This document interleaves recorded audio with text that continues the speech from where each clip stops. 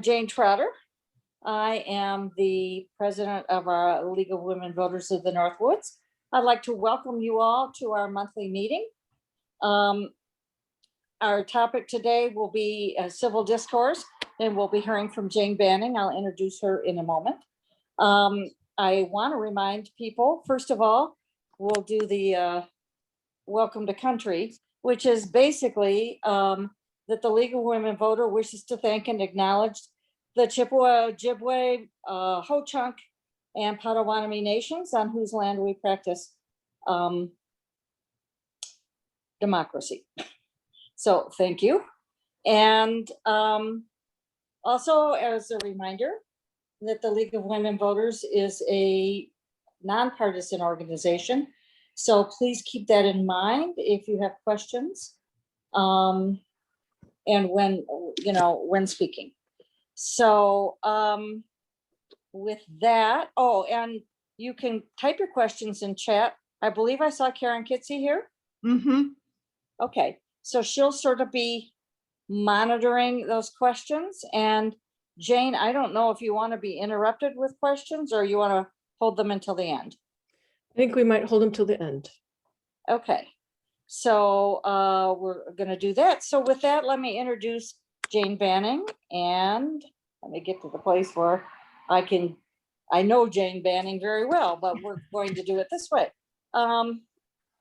Jane Banning has received her master's degree in social science and social work from UW-Madison. She worked in healthcare for 12 years and then directed the Clinical Teaching and Assessment Center at the UW School of Medicine and Public Health. Also, I know she has recently worked as a contact tracer for Oneida County because I also worked with her. During her program, besides sharing ways to engage others in dialogue, Jane will also give us some insights as to how our brains work. That is stories versus facts and data, and other guidelines for asking great questions. So with that, I'm going to hand things over to Jane, and thank you so much. Thank you. All right.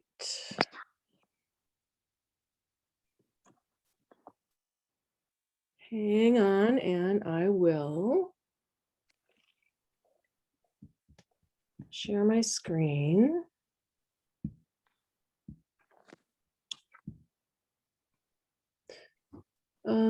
Okay.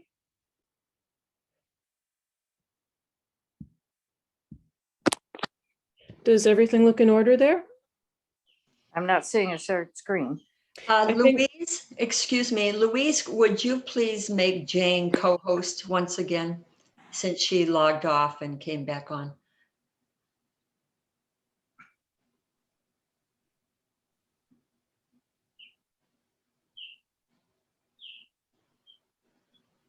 Are we good now? Should be. Okay, can everybody see the first slide? Nope.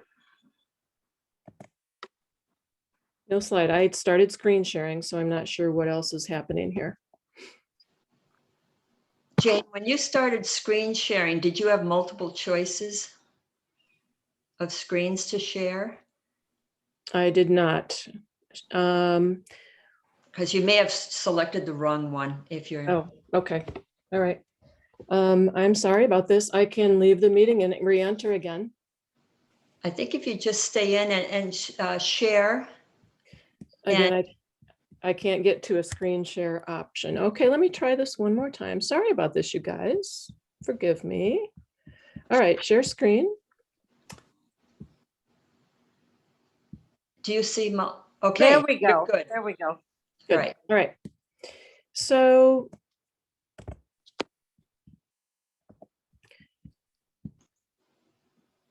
And Jane, can you go full screen, please? Yep, I can. Thank Yep.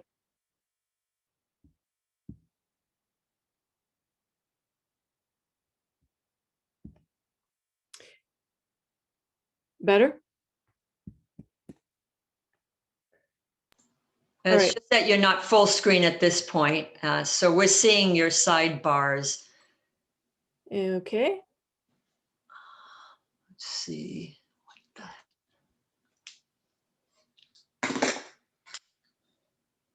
Let's continue. Let's talk about the objectives for today. So we want to review principles of civil discourse, identify some goals and purposes for having difficult conversations, talk about anger and frustration management, determine with whom to have conversations or not, learn a little bit about something called the change conversation cycle, learn about some intermediate and advanced strategies, and talk about some special circumstances. So, well, just a couple of ground rules here. We're all muted, phones and devices turned off.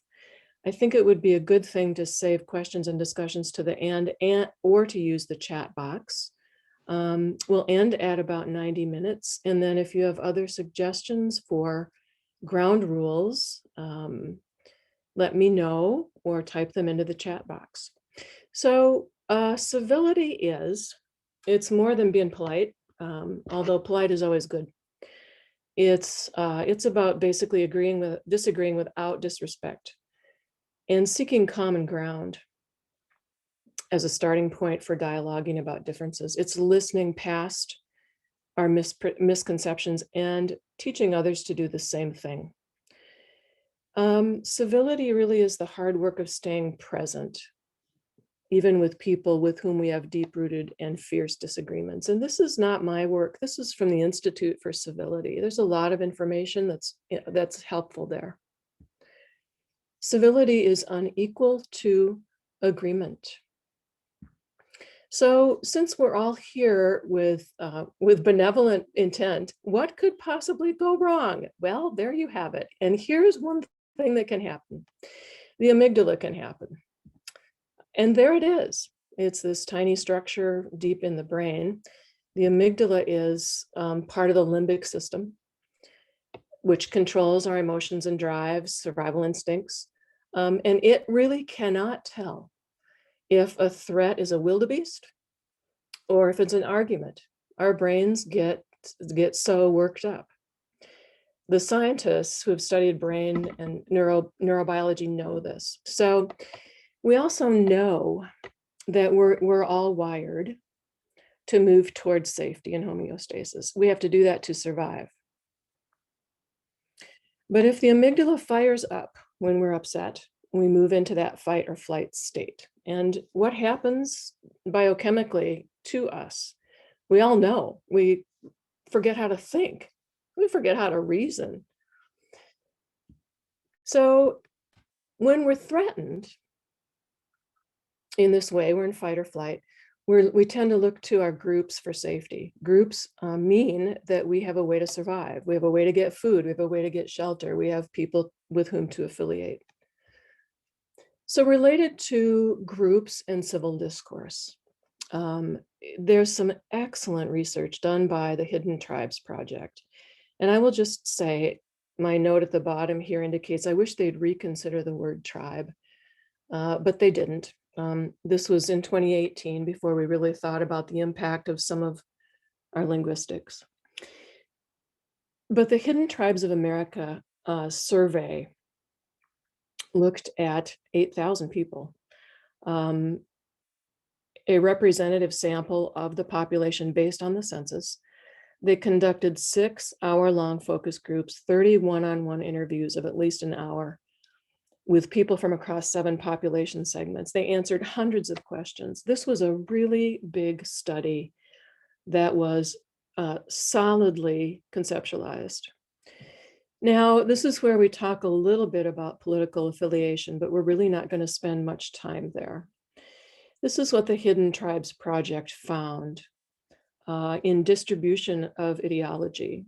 And you can see that the 8% at the top and the 6% at the bottom make up the wings of this representative population. It's about 14% of the people surveyed here. And why do these wings dominate the conversation? Because polarization is a business model. It makes money by giving us the most strident opinions. And those voices get the most airtime. And those voices often are of people who are the most certain of their positions. And we'll talk about that more in just a minute. People who are very willing to argue with anyone, who avoid moderating or mitigating their opinions. And this is all entertaining, right? It's good social media stuff, right? It gets us all worked up. But Hidden Tribes Project says it's distorting how we see each other. It fractures our society, and it adds to distortions about our political system. And I really believe that this is true, that we are seeing a lot of extreme views that don't represent necessarily who we all are. Who are the rest of us? They call us, the Hidden Tribes Project calls us the exhausted majority. Fed up with this polarization, often overlooked because our voices are seldom heard, and flexible, willing to endorse different policies, depending on precise situations rather than sticking ideologically to a single set of beliefs. And the exhausted majority is often of the belief that we can find common ground. So the study showed us that socially we identify with a group, that we diverge regarding how much threat we perceive in the world. And we can't talk a lot about that today. We just don't have time. But if you want to read more about how our political groups are differentiated based on the amount of threat that we naturally perceive in the world, you can read Jonathan Haidt.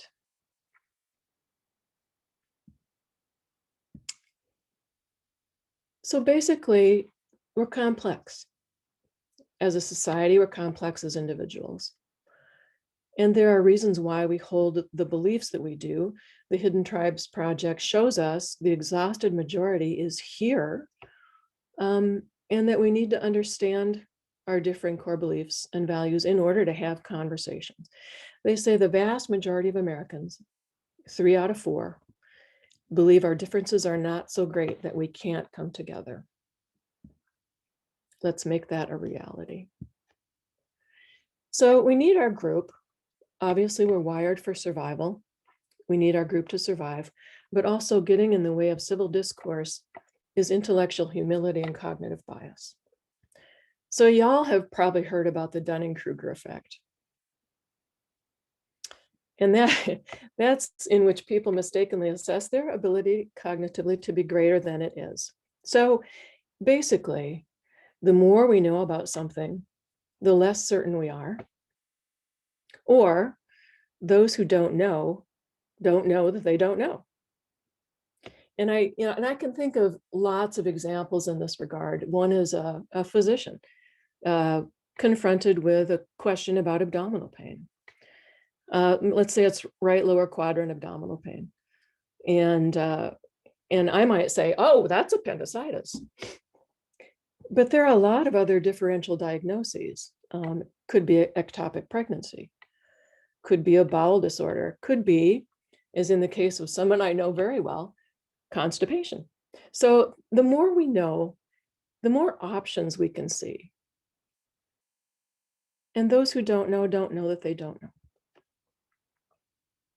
And that certainly applies to others, but not to us, right? Right?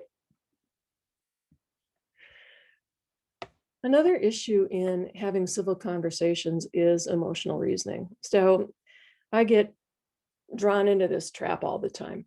If I believe that something is true and right, then, I'm just going to hang on to that belief. And related to that is wishful thinking. Related to that is denial, emotional ties, and groupism, and my need and desire to belong to a group. Another issue in having civil discourse is our core values and beliefs. This is important.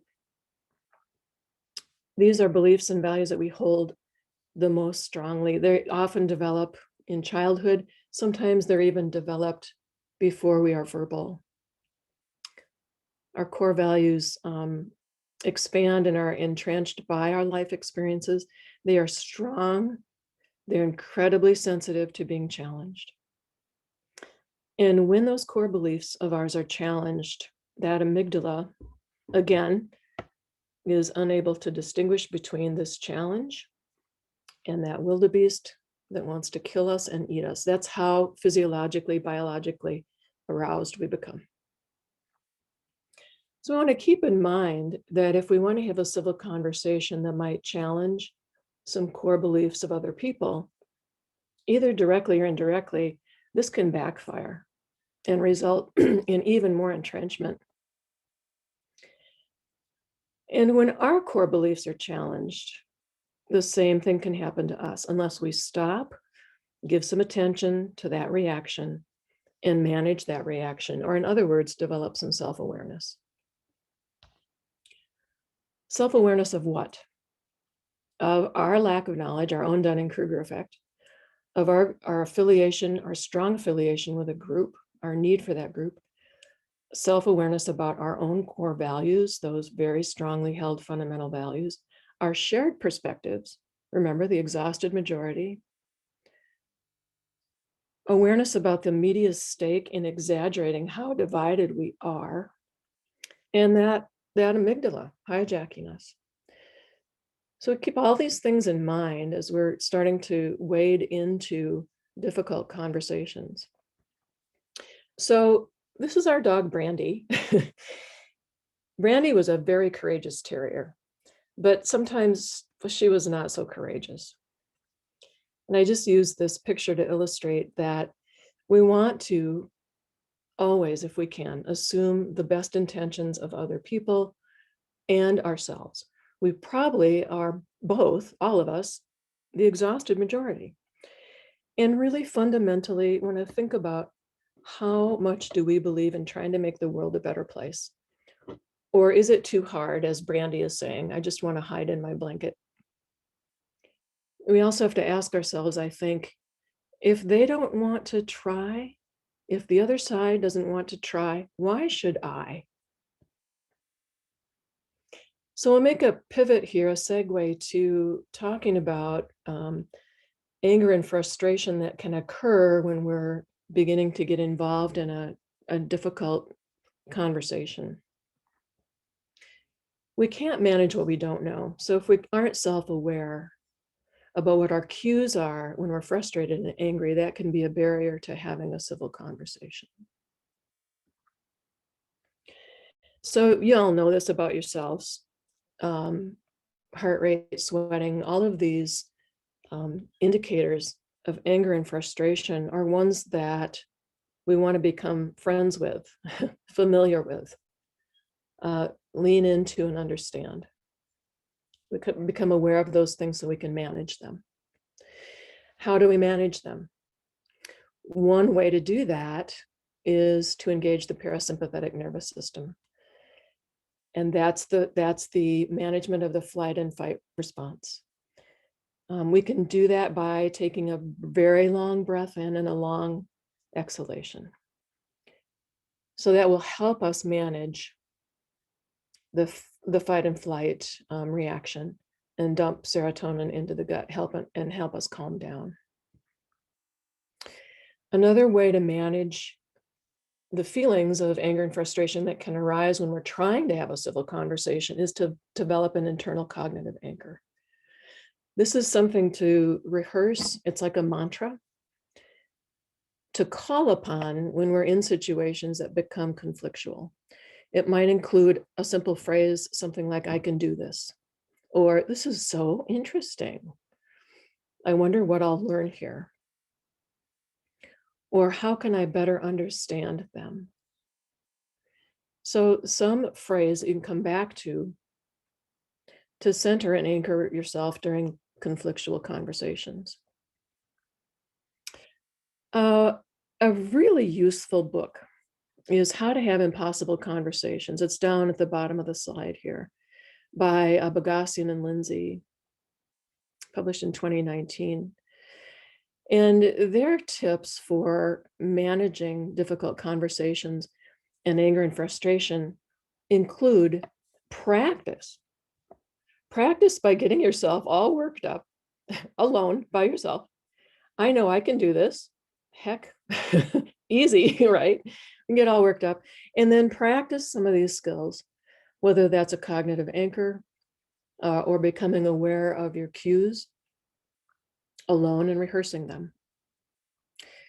No, they say no one understands that there is a neurobiological refractory period for anger and frustration.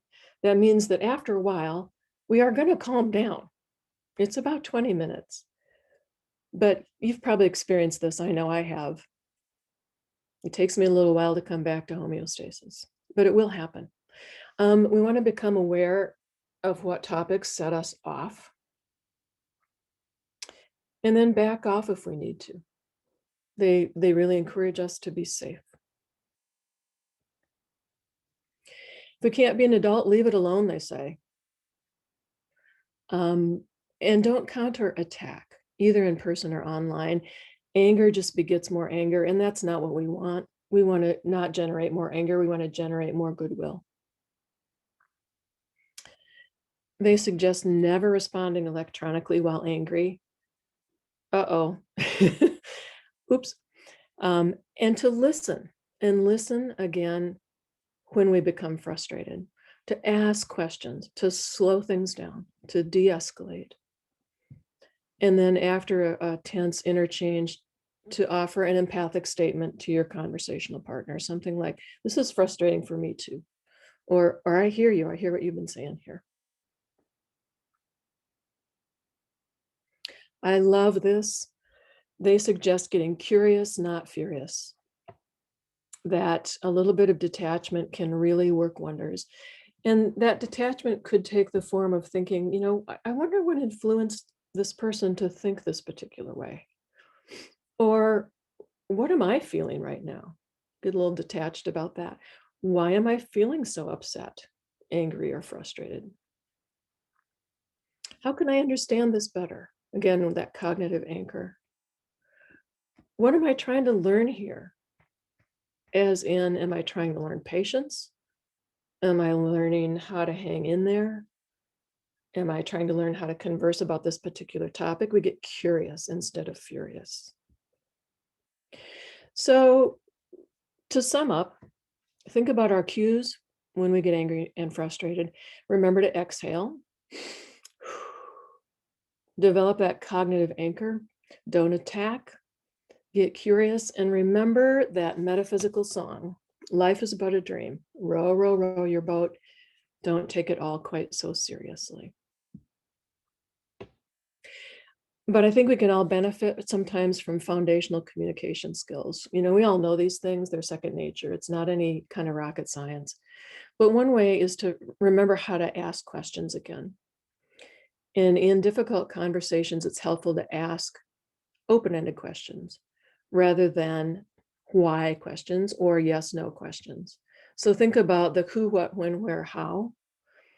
The reason that I put in no why is that why questions can seem accusatory and parental. And it's best to not put people on the defensive if we can help it. And inviting questions are another approach to try. Tell me more about that. Oh, I'm interested. What else do you have to say about that? And then after asking, the hardest part is, can you guess?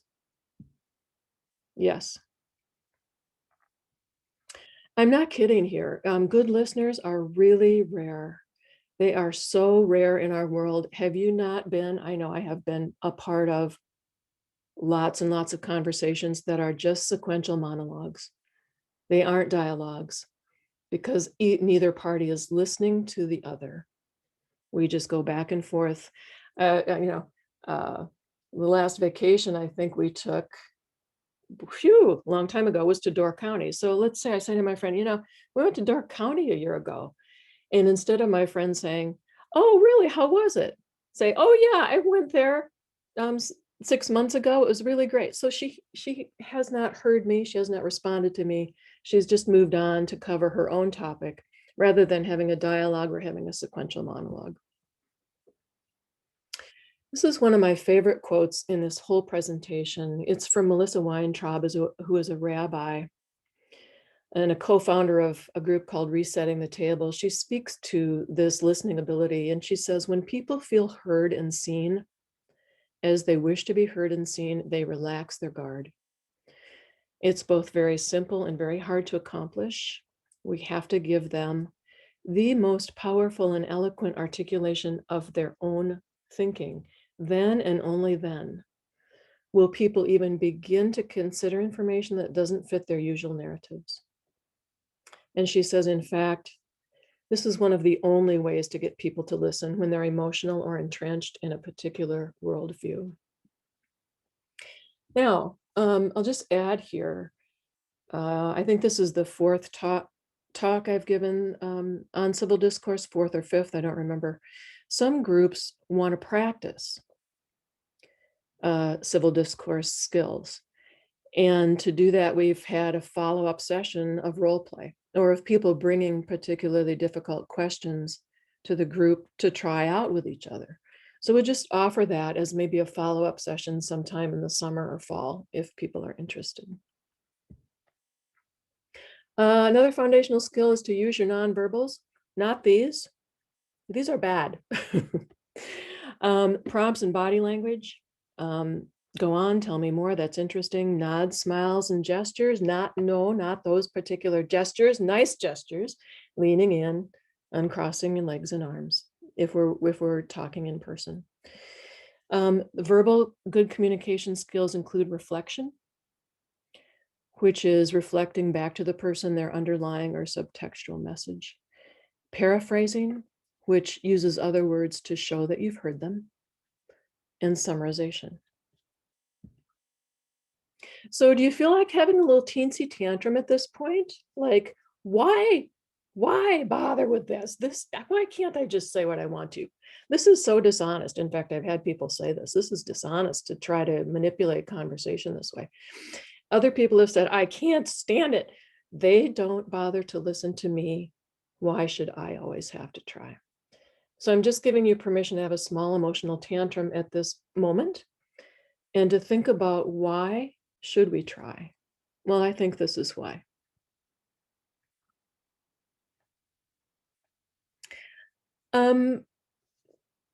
To expand upon communication skills, this is cool stuff that I came upon in a Facebook group called Smart Politics. Dr. Karen Tamarius is a political psychiatrist, actually, and she developed the change conversation cycle, which is to communicate in order to build bridges. And the CCC, it can be useful to plant seeds of change, if change is one thing that we're wanting to accomplish, to find common ground, and to maintain relationships through these difficult topics and conversations. And the CCC is this: it's ask, listen, reflect, agree, and share.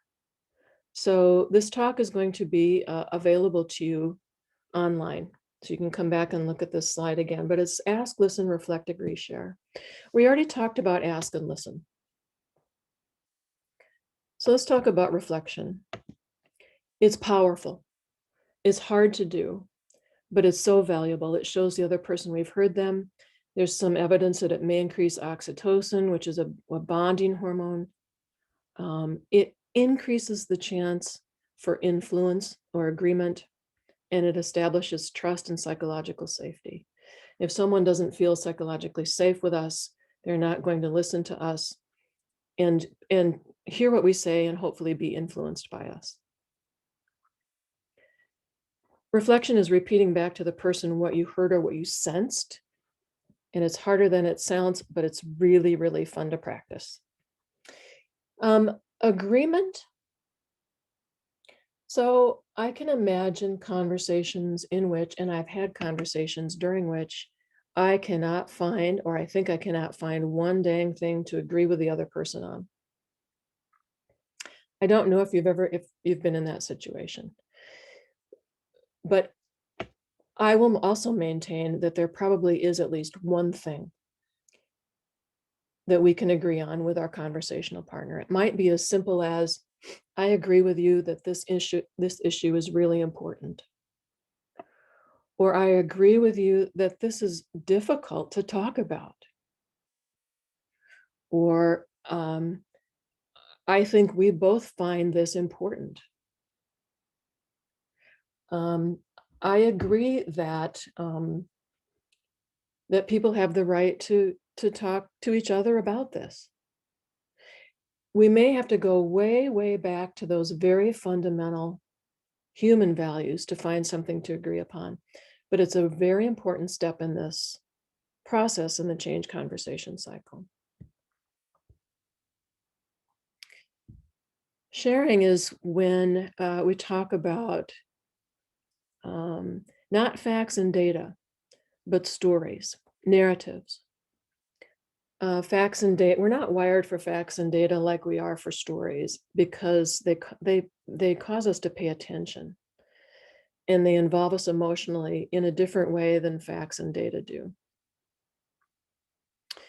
The whole scientific world doesn't necessarily agree that stories increase oxytocin, which increases trust, but there are some scientists that do believe that.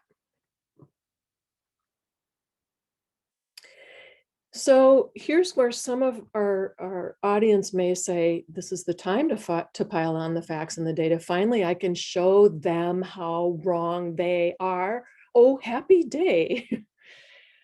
This is the time to really entrench my own position. But here's what I say. How often have facts and data changed your values? Not your ideas, but your values. Facts and data are important. There is no doubt. And sometimes they are the only effective strategy to communicate with others in order to persuade or change them or find common ground, but they may not be the only useful strategy. So try telling a story instead. One example that I give, it's probably not a real, relevant example to political discourse, but one example that I give is that where I live up here, there's a beautiful trail called the Bearskin Trail. It's an old railroad bed that is now, that runs from Rhinelander to Minocqua. There's all kinds of species of waterfowl and fish, of insects, of birds and wildflowers. And let's just say that someone has come up with an idea to convert the Bearskin Trail to a 2-lane highway. So it would facilitate transportation between Rhinelander and Minocqua. It's a ridiculous idea, but let's just say that someone has come up with this idea, and I want to try to persuade them not to do that. One way that I could try to persuade them is that I could say, well, the Bearskin Trail is, 12.6 miles of crushed red gravel that is a beacon to 2,600 tourists per year. We know that it garners $5,000 in trail fees, and hence I find it very valuable. That may be compelling to some people, but I could also tell a story about one afternoon when my husband and I were walking on the Bearskin Trail in August, and we could smell the dry pine needles, that hot, piney smell arising from the trail. We could see the sun slanting in the late afternoon onto the trail, and there in a sunny spot was the tiniest snake that I had ever seen, and I don't know what species it was, but I was entranced by the thought that this trail harbors the opportunity for species of all kinds to thrive and survive, and a highway would destroy that. So there are certain people who would remember the facts and data better and be more impressed, but there are many others who would be wired for a story and might remember that story differently and more effectively. So the change conversation cycle isn't like an instant hit. It may not immediately create change or agreement, but it can allow for seeds to be planted, especially depending on how you end the conversation. But it can also help to maintain relationships in the midst of difficult conversations. We'll talk about motivational interviewing in just a moment, which is another way to help maintain relationships. So when we're immersed in these difficult or conflictual conversations, we want to really think about why we are in them and what our goals and purposes are, because that will direct us to different strategies. Do we want to try to understand the other person or the issue? Are we trying to find common ground? Are we trying to reach agreement or a decision with them? Are we trying to teach them, persuade or convince them? Are we trying to defend our own opinion or our own choice? Are we just trying to be heard? I do know that some people engage in conversations to dismiss, demean, or diminish or shame others. Or sometimes you don't have a choice. You're just in it. Blam, you're in this conversation. You didn't want to be, but here you are. And there may be other goals and purposes for having these conversations. But we can, we often have a choice about who to have or with whom to not have conversations. If we want to converse, if we're choosing to, has the other person agreed to this? Sometimes I just go into, especially online conversations, without asking the other person if they would agree to talk to me. That's kind of unilateral. That's not necessarily a good thing, but I do it all the time. We want to consider, who is this conversation for? Whose needs are being met by this conversation? I'm going to think carefully about that. So if our goal is to understand, we want to ask questions, but first, let's talk about motivational interviewing. There's a lot online by two researchers, therapists named Miller and Rolnick on MI. And it was originally developed to be used in clinical settings to help patients change health behaviors like smoking, drinking, and exercising, and so on. It's most defined not by technique, but by its facilitative style. And these strategies are helpful to understanding, to help us understand another person's willingness to talk about hard topics and to change. One of the central tenets that I really like about MI is that when people, for instance, are engaging in addictive behaviors that are dangerous for them, for their health, let's say drug abuse, Miller and Rolnick decided, and therapists know, that haranguing people, haranguing patients, or lecturing them makes those patients alienated. They leave that practice. They'll go find another doctor or therapist who will give them what they want. And so motivational interviewing strategies were meant to keep patients engaged with the therapist. And so it's in that spirit that we think about it in terms of difficult conversations. We want our conversational partner not to be alienated and to stomp off. We want them to stay engaged with us, especially if they're like family members or friends that we want to keep, but we have differences with. So we want to try to figure out, using MI strategies, how willing people are to discuss hard topics and how willing they are to change their views or their values. So it can help us identify those folks. So to identify stages of readiness, let's take an example. Let's say a person that you love wants to get a tattoo and you're against it. So if you'd like to bring it up, we might check into their willingness to talk about it first by asking that neutral, open-ended question. Remember back then when we were talking about open-ended questions? I heard about the tattoo. What are your thoughts about it these days? Nice open-ended question. We're not saying, what, are you out of your mind? Or do you know about the infection rate with tattoos? It's just, what are you thinking? So we're gauging their commitment to the idea. So in motivational interviewing, one of the stages of readiness would be pre-contemplation, which is not ready to talk about changing their mind. And a response to, what are you thinking about it lately, might be, I think it's great. I'm so excited. So why bother? Why bother trying to change someone whose response is in this vein? On the other hand, if someone says, well, I'm still thinking about it, but I haven't made an appointment yet, we consider them to be in the stage of readiness of contemplation. So where do we go with pre-contemplation? Maybe nowhere. Maybe it's not worth it. It's only going to alienate the other person. So if we're talking with someone who is in contemplation, remember, reflection sounds like you're not quite sure. And the other person will say, that's right. Gosh, this person gets me. Or what second thoughts are you having? And which, invites them to talk about some of the drawbacks, which means they might actually talk themselves out of getting a tattoo without you having to do anything. To paraphrase would sound like, so you're still thinking about it, but you haven't scheduled it yet. And the other person would probably say, yeah, that's right. Again, she gets me. You might ask, what are the drawbacks, would you say? Again, exploring the downsides. What are you concerned about? Or interesting, tell me more. Lots of nice open-ended ways to approach someone who is in contemplation.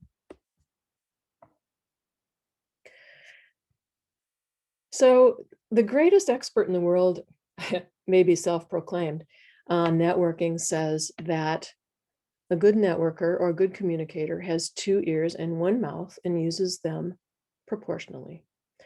So Meisner said something I had to work on, especially when it's a topic I really know something about. If someone comes to me with an issue within 30 seconds, I know what the problem is, and I have the solution, and I need to tell them. And he says, but if you start to tell someone what they should be doing before you've really heard them, they don't feel heard. They can't listen to your answer. You may have heard this issue 100 times before, but it's only when the other person feels heard that you can give them suggestions and ideas. So a conscious person uses both ears and mouth in a 2-to-1 ratio. And he says, this great networker, I'm still working on that. So that takes us right back to what Rabbi Weintraub talked about.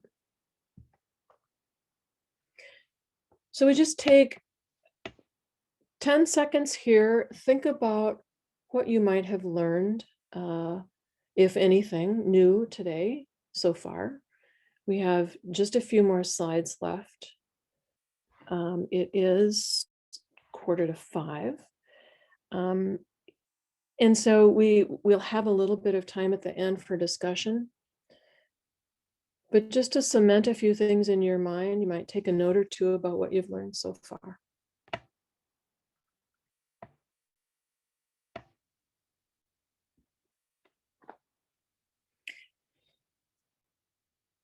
So some intermediate and advanced skills. This is again from Lindsay and Bagassian. What if we encounter somebody who's called an ideologue? In other words, a person who zealously advocates an ideology. You can often tell that you've encountered someone like this if you come across extreme sensitivity, hyperdefensiveness, overt righteousness. Gosh, I've never displayed that, have you? Unwillingness to hear an opposing point of view. Disproportionate levels of anger, sharp and unfair accusations, demeaning or vilifying epithets, or weaponized moral language. What do we do? Here's what they recommend. These people who have really studied civil discourse acknowledge their intention, affirm their identity as a good moral person, especially if you find their position repugnant. Now, what in the heck? Why should we do that? Well, I think we've talked about a lot of reasons why people need acknowledgement. We need to engage them in conversation. We're not going to tell them a falsehood. We're not going to talk about them disingenuously and flatter them needlessly. But there's every chance that the person with whom we are having this conversation is a member of the exhausted majority, remember? We might change the subject to underlying values. Boy, is it tempting to have conversations that are sound bites, especially if you're on social media at all. We want to direct the subject to underlying values so we get away from facts and data. What exactly is important to you about this? How did you come up with your impression about the Bearskin Trail being valuable as a 2-lane highway? How did you decide that that was your primary value? And then invite a deeper conversation about those values. In other words, use ask, reflect, and agree. An example of a question that could invite a deeper conversation might sound something like, how likely is it that someone is a good moral person and believes that Bearskin Trail should remain a trail? Or how did you decide about wanting a tattoo? One of the most interesting articles I've read in a long time was about journalism, about good journalism. And the kernel that I took away from that article was good journalism complicates the narrative. It looks at more than one side. It's not sound bites. And that's what satisfies us in effective journalism, and probably in effective and fulfilling conversations. So if you're dealing with an ideologue, we want to try to recognize that the underlying issues are really about these things we've already talked about belonging to a group or an identity, which is important for our survival. It's about emotion, about morality and core values. We want to recognize that when we're enmeshed in this conversation with an ideologue. We want to pay attention to how we end the conversation. And Bogosian and Lindsay say, a light touch is better. Let them convince themselves. If your goal is change, if your goal is to persuade or to convince someone, let them convince themselves. They also say, unfortunately, to expect trouble. If we are even approaching disrupting those core values, remember what the amygdala does. And if we are approaching separation from the group, they say be patient, don't expect a one-off, and be realistic. Other special circumstances could include things like, what if we don't have time to ask a lot of questions? What if we're in a meeting or something like that? What if we have to be with the other person, whether we want to or not, and we're in this conversation? What if we don't want to talk about a touchy issue and they do? Isn't XYZ great? I just love XYZ. They want to talk about this. What if we have to speak up? What if we have to speak our truth? What if the other person seems irrational or ignorant to us or willfully intransigent? What if there will be no winning and we won't get our way?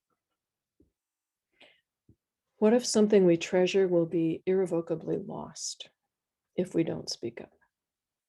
And finally, what if there is screaming? Well, let's talk about these. So if we don't have a lot of time to ask questions, we're in a meeting and these conflictual topics or civil discourse opportunities arise, we may only have time to reflect, agree, and ask for ideas.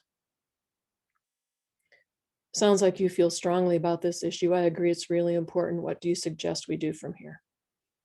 Would be an example. What if we have to be with this other person, whether we want to or not? You know, think about family events or social events where we're with this person who can't get away. I think it's helpful in those circumstances to consider the long game. What is our real purpose? And who is this other person? Do we want to risk losing them? What if we don't want to talk about a touchy issue and they do? Well, here's my magic answer. You can at any time set a policy. I've decided not to discuss this, or it's my policy not to talk about this right now, or I'd like to talk about this another time. You can set a boundary and you can make up a policy on the spot.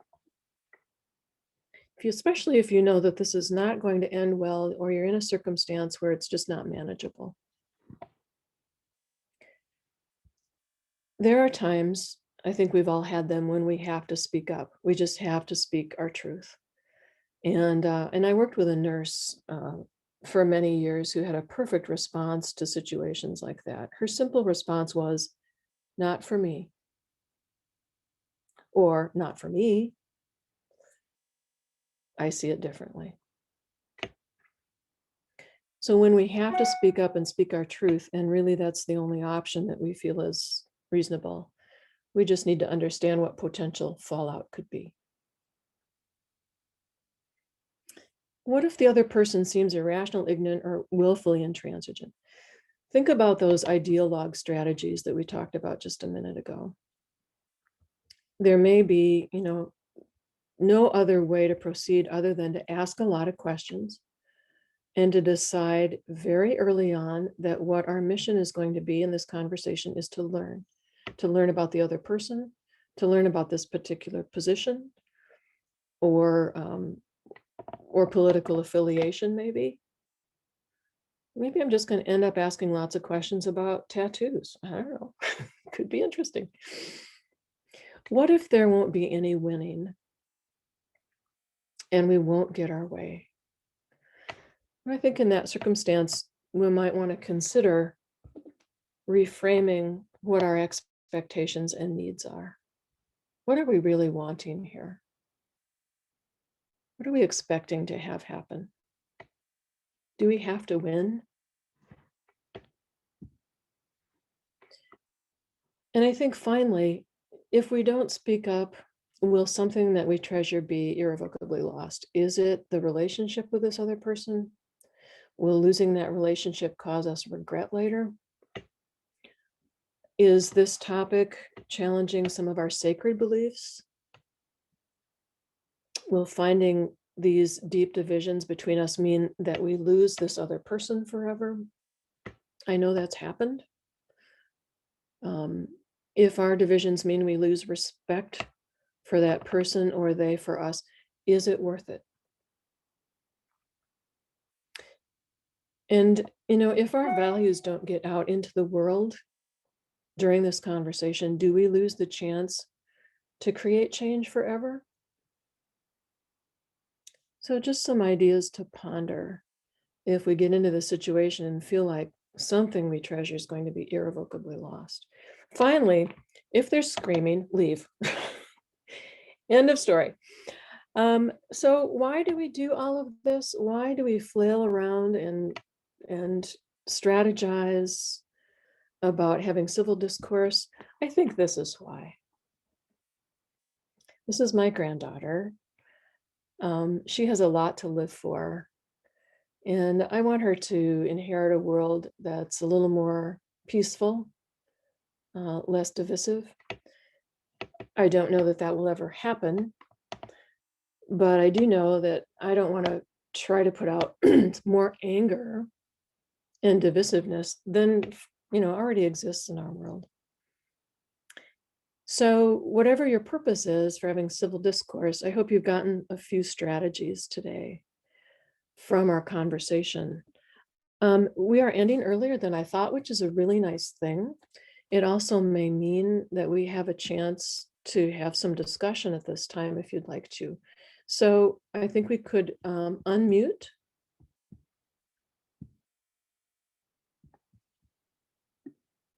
And see if there have been any chats that you would like to proceed with here. Yeah, Jane, there are 3 responses in the Yep. chat. Are you looking at them? I am. Oh, okay. So Margaret says, there's a wonderful program that was featured on PBS, featuring a program called In Your Shoes that allows students to practice with people who hold differences in opinions. Yes. And she also says, Kathleen Rocco says, yes, it's a great program. Hamline University has one as well. So the links are here. I will just say that this weekend I took part in a conference by a group called Braver Angels. And Braver Angels is a group that is helping people of different political ideologies straddle the divide. And Braver Angels will pair us, with people who believe and think differently than we do to try to understand each other. But there's a whole lot of different training topics that Braver Angels offers. Margaret also says, I've been told by encouraging civil discourse that I'm enabling toxic positivity and undermining important topics by calling for bridge building approaches in political discussions. Oh, I hear you.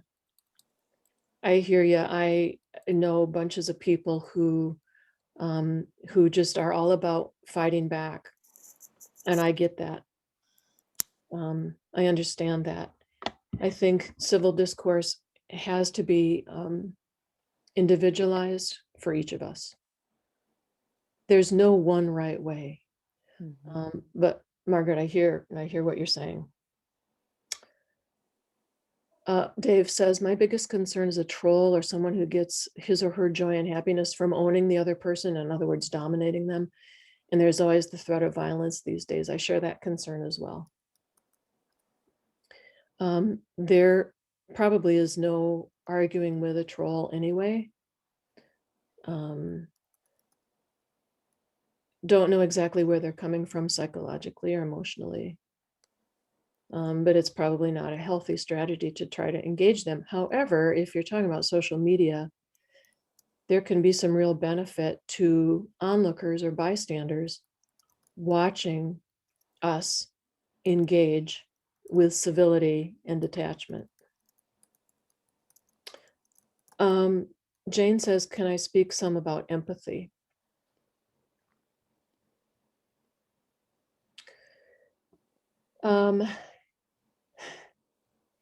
Not everybody has it. We all have it in different degrees, I think.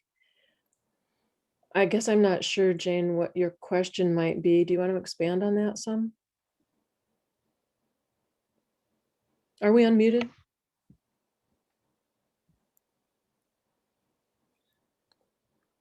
Everyone is able to unmute themselves. So if you want to speak, please unmute yourself. Okay, I unmuted. So a lot of the questions coming up to that point,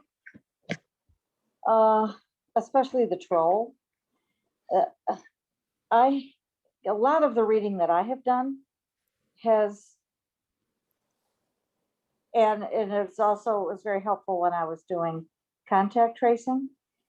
If you're actually able to reach the place where you can stand in another person's shoes, it changes the game in terms of the whole conversation. And yes, it would be nice if they could come to the place where, hearing your story about the bearskin trail and the snake, they could stand in your shoes. But part of hearing other people is not just to fake mirror back, but to really understand. When you say, this is really painful, isn't it? There's a moment of empathy, unless you're just saying it because that's what you're saying. So that's what I meant about, could you speak more about empathy? Because reaching a place of empathy for the person with whom you're speaking means that you're really listening, and it can change the game. And I just wondered if in the programs that you've been reading, studying, this is a topic that comes up at all. It does. And I think what we also grapple with sometimes is, are we all give all the time? Are we always the ones to offer empathy or to offer reflection or paraphrasing or summarizing, or I hear you, reaching out? But I think a piece of that is role modeling it, showing others that it's possible and here's how you do it. And sometimes that will plant a seed in someone else's mind about empathy or about active, accurate listening. So in some ways, I think sometimes we are teaching that as we go along. Empathy, I was trying to understand how to acquire more empathy. And I was reading that people who watch movies or read novels, who read fiction, often can develop insight and more empathy. But it can be tiring to constantly be the one to be on the giving end. I hear that. Kathleen says, I witnessed Margaret's interactions online with others, and this deserves discussion as well. The toxic positivity is a judgment against a person who's trying to engage with kindness. That makes sense. Yeah. Is there anything else you want to say about that? Well, I have several thoughts that are going in through my head right now. I came into your talk 10 minutes late, so I apologize for that. You know, just watching Margaret online trying to call people's attention to what do we really want to do with each other? Do we really want to treat each other this way? And if we are blaming others for being cyberbullies, are we doing that? And so it's trying to like take this narrow focus and broaden it out a little bit. But I just want to tell you a story that happened to me. I go inside of the Department of Corrections and I do mindfulness teachings. And sitting with a group this morning, they started talking about what it's like to feed the wolf. You know, you feed the wolf of negativity or you feed the wolf of positivity. And how do you act around people who are always dark and angry and lashing out and coming up with negative answers? And this one gentleman said, I decided that I was just going to listen and then sit with him. And it actually changed the course of their relationship. Because when we can, you know, humans tend to want to fill the space with words.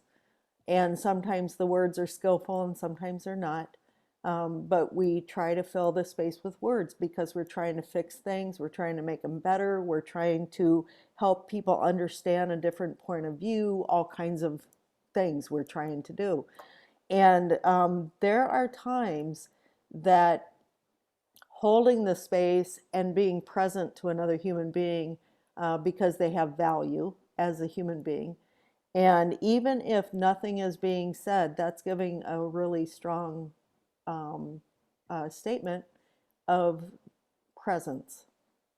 And sometimes presence is the difference in a person's life.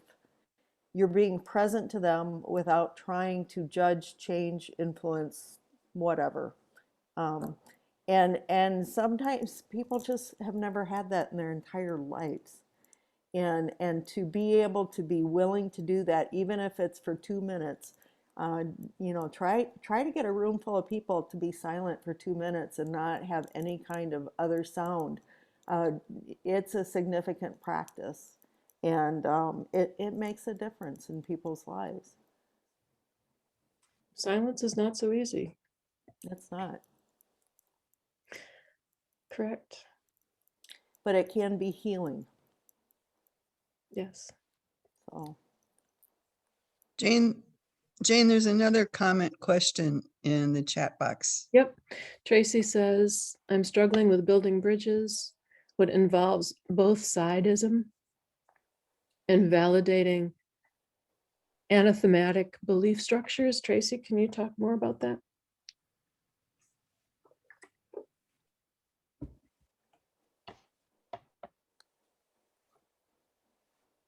Are you there, Tracy? Yeah, I'm here. I was just muted. Okay. Some of my friends are building bridges, which in theory I can appreciate. And I understand this is a nonpartisan group. But many questions right now are distinctly partisan. Like, what are we going to do with the refugees? And I have a very hard time giving credence or validating Kim Reynolds' point of view. I can't do it. I can't entertain it. And I see it as problematic. Does anybody else have that problem? Just me? No, I don't think you're alone. But I also hope you hark back to the idea that we don't need to have a conversation with everybody. We don't need to try to understand everyone or ask everyone questions. You know, there can be times when we simply say, I'm not able to talk about this now, or I'm not willing to discuss this right now. Or remember, we talked about when your truth has to get out into the world, then it just has to. So this is civil discourse isn't a kind of a one size fits all. There are things that we feel strongly about. Sometimes we have to say those things. I also think that sometimes people just don't know how to do something. You know, that um, it's a lack of experience, it's a lack of knowledge, it's a lack of awareness, it's you know, coming in with a thought or a supposition that you know, sets aside beginner's mind, and it's a very narrow focus. And you know, I go back to Kierkegaard, who had a really great quote: human beings are consigned to living their lives forward and only understanding them backwards. And so every human being is doing their best with what they know. And some people know different types of things. And when people, you know, I just looked her up to see what's the thing with her and immigration, because I hadn't heard that. And she doesn't, some people don't know how to expand their worldview or expand their heart or expand, and often it's fear-based, you know, that people have fear, and so fear drives decision making, and Absolutely. it drives perspective, and it's a powerful motivator. I And agree.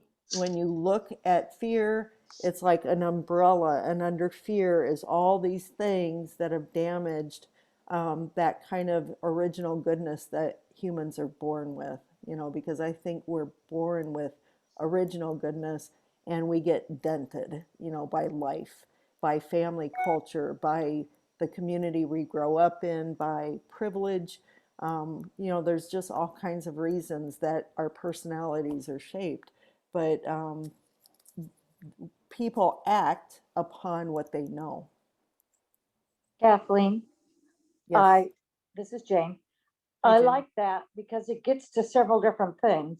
Krista Tippett has a whole program about civil conversation.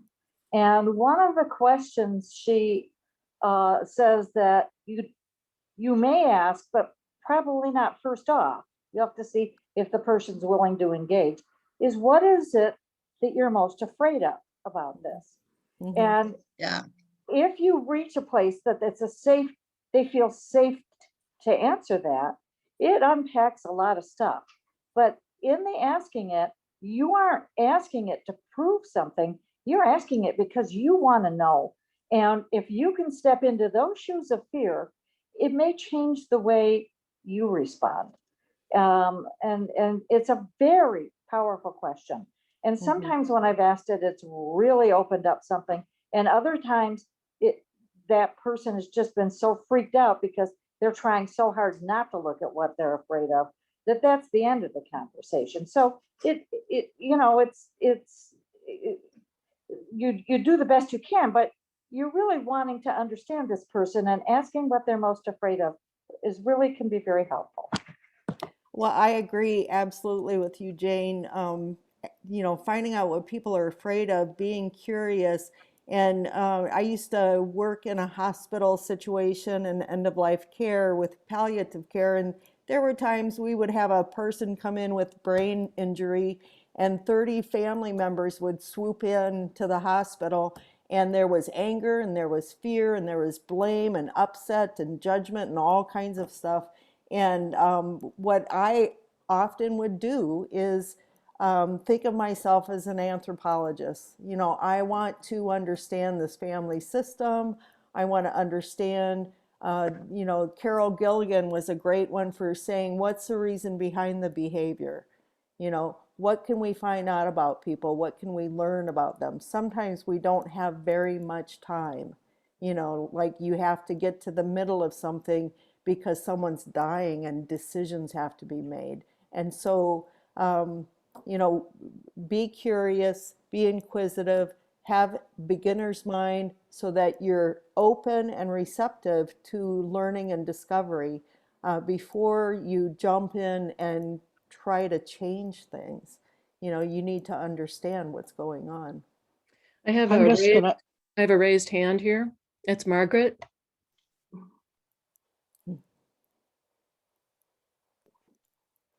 You'll hear my children in the background. It's dinner time and they're squirrely. So,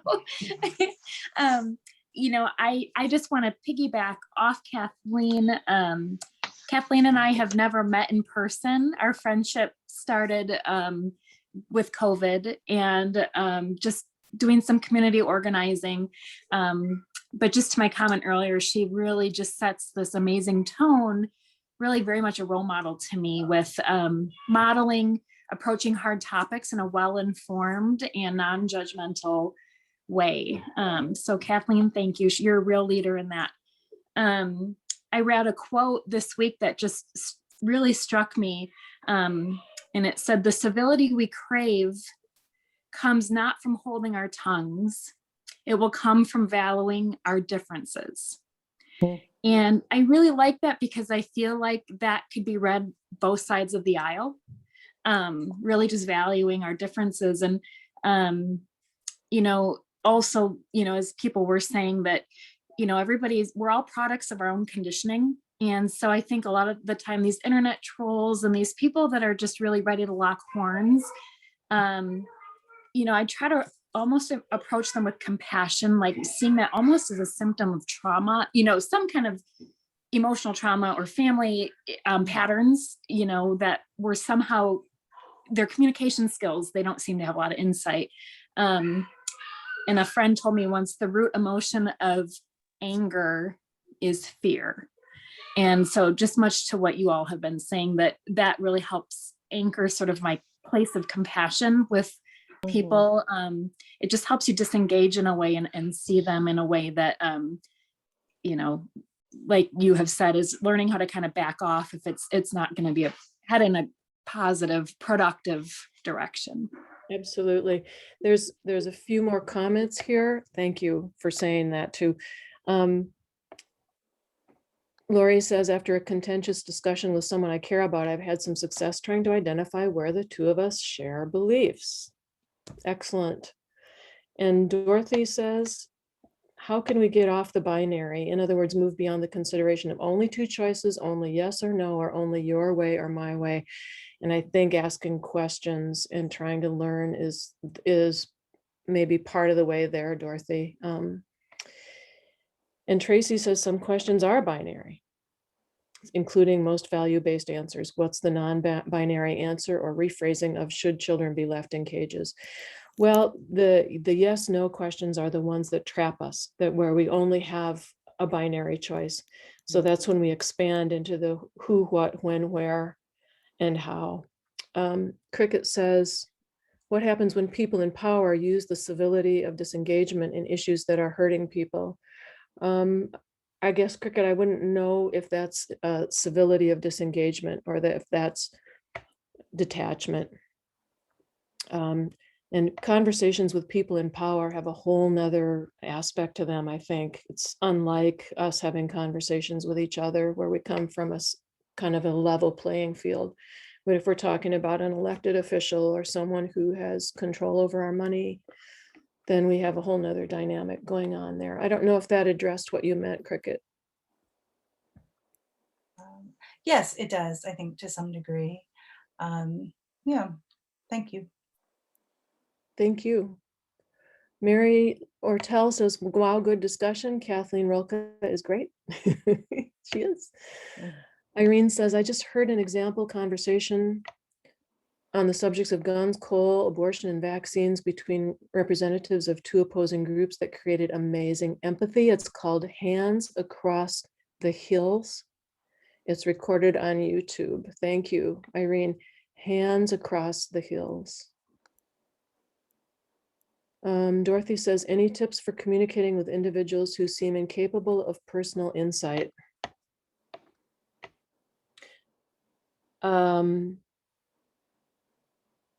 It, I don't know.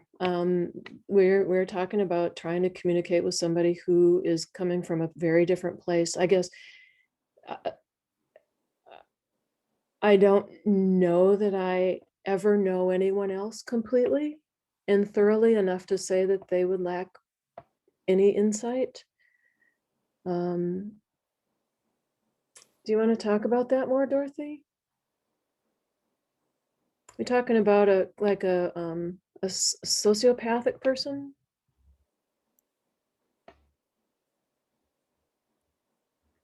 Are you here, Dorothy? Yeah, I'm here.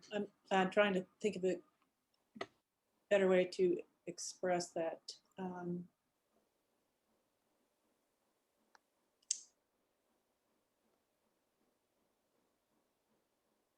Somebody who can't self-reflect? Yeah. Just, I don't want to say they are superficial, but they behave that way, or they convey that feeling.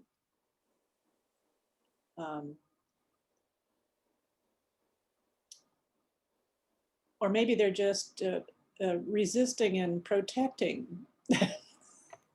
and avoiding. So there are all those things that can mask as apparent incapability of personal insight. So maybe a time when you spend time asking questions. I think too, it also depends on what you're trying to accomplish in your conversation with this person. If you're trying to persuade them or convince them or change them.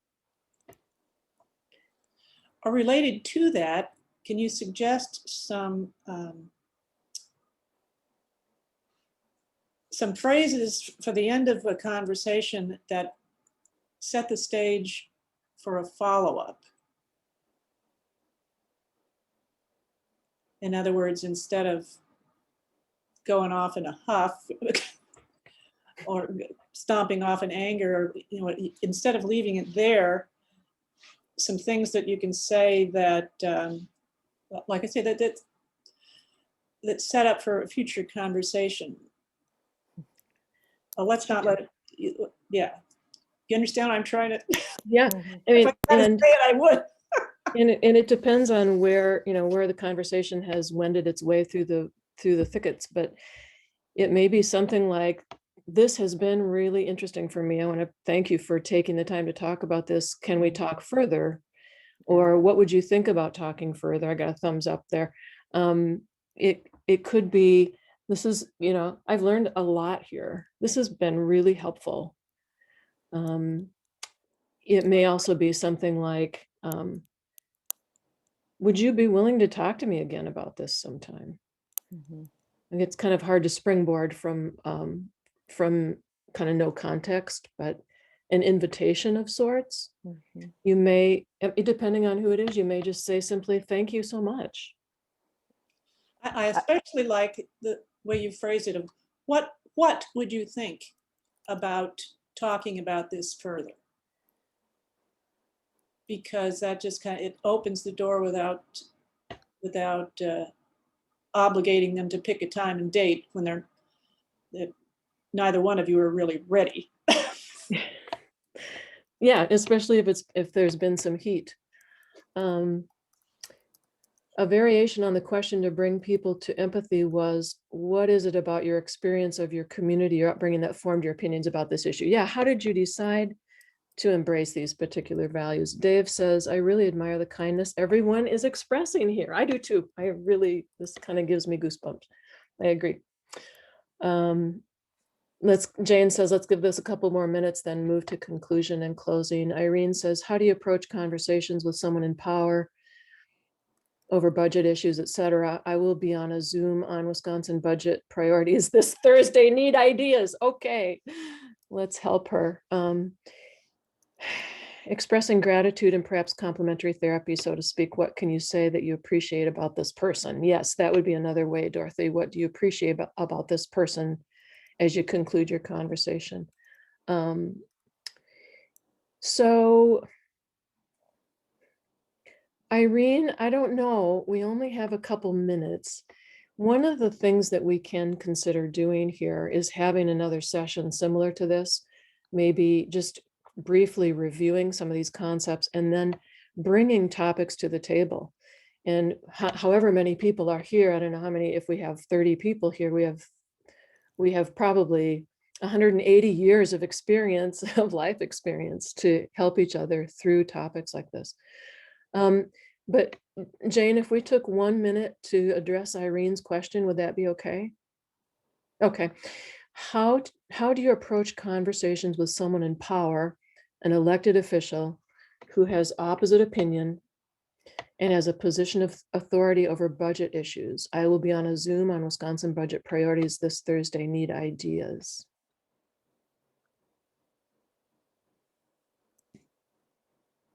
Can you give us a kind of a running start, Irene, just a sentence or two about how the context might be?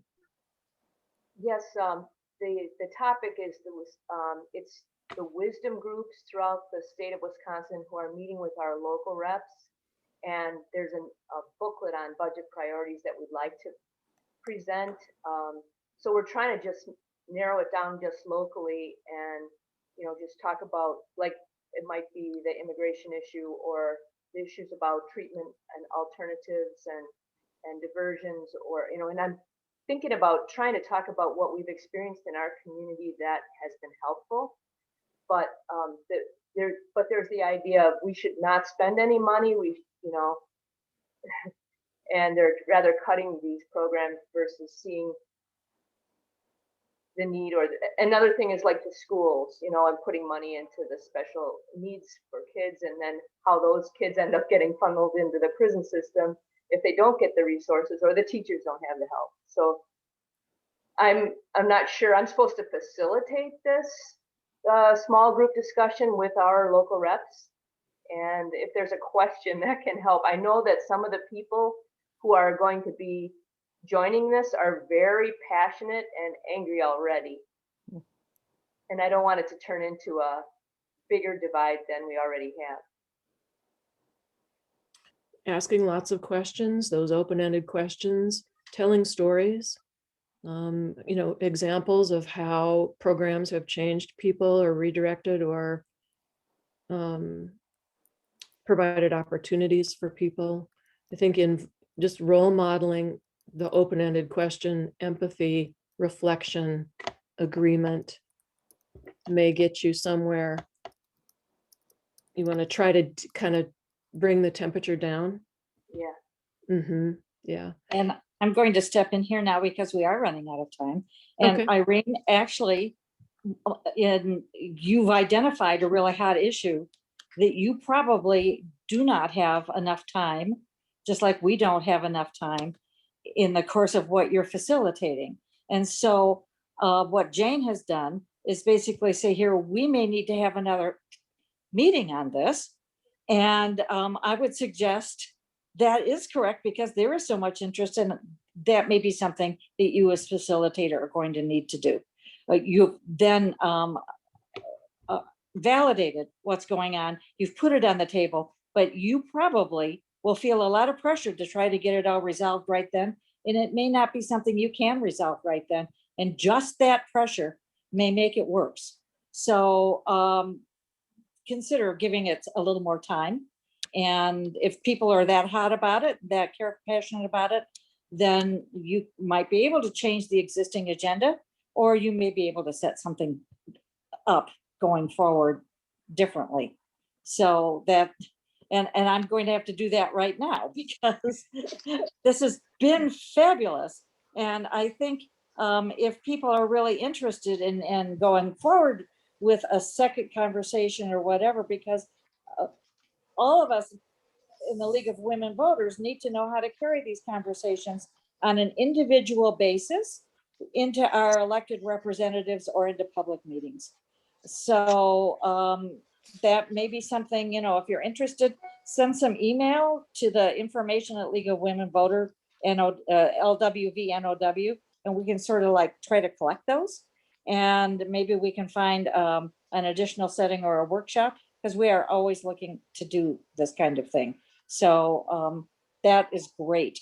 But we do need to close. And so I'd like to thank Jane and everybody here for attending. This has been fabulous. This has been some of our biggest, we've obviously hit on a topic that's near and dear to our hearts, and is awesome that we're all working on ways to communicate respectfully. So our next public meeting, Cheryl, I don't know when it is. So do you? Jane, Sue Dirksen can speak to this. She's organizing the next meeting. Okay, Sue, can you tell us when the next meeting is and what the topic will be? Oh, maybe she's not there anymore. Sorry. I'm trying to remember the topic. Oh gosh, guys, it was democracy is not a spectator sport. And that will be on May 5th at 11 o'clock. We'll be doing that session. And basically, as it says, talking about how do you get involved? Why do you need to get involved? What resources are available? And just encouraging people to not be afraid to speak up. So it ties very well with Jane's presentation today on civil discourse. Great, thank you so much. Thank you, everybody. You can look at the League of Women Voters, LWVNOW.org's website for, notifications on these kinds of things. So will the recording be available? We have a question. Yes, Petra will end up putting the recording up on our YouTube channel, and let everyone know when it is available to watch.